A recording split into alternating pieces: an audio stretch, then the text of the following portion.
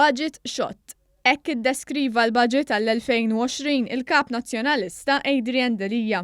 Għandna budget li huwa xott. F'konferenza tal-aħbarijiet wara l-preżentazzjoni tal-budget tas-sena d-dieħla, il-Kap Nazzjonalista kien negattiv aktar mis-soltu u kritika dan il-budget li se jkompli premja lil familji biżla li jwieżen lil familji vulnerabbli u li ħares is-sostenibilità.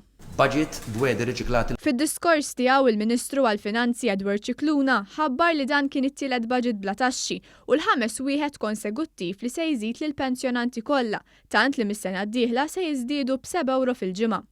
Il-ħaddiema se jirċievu bonus addizzjonali u se jkun hemm tnaqqis fir-rata tat-taxxa tal-overtime.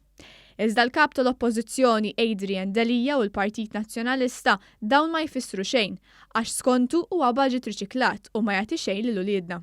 U ma nagħtu tama xejn għal uliedna u għall-ġenerazzjonijiet tal-futur. Budget bla idejat kompla jfajjar l-aġġettivi negattivi Adrian Delija. Fejn id-direzzjoni? Fejn huma l-idejat? Minkejja li kritika kollox, Adrian Delija ma kienx kapaċi jsemmi miżura waħda li minna l-gvern se jżid id-dħul tiegħu mingħand il-poplu.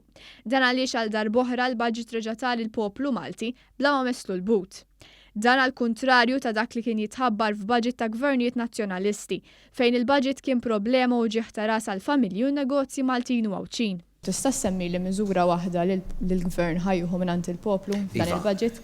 Nifmu l-gvern ħadlek u ħadlek bil-bosta. B'reazzjoni għad-diskors ta' Adrian Delija fi stqarrija l-Partit Laburista qal li l-unika ħaġa riċiklata hija n-negattività tal-Oppożizzjoni.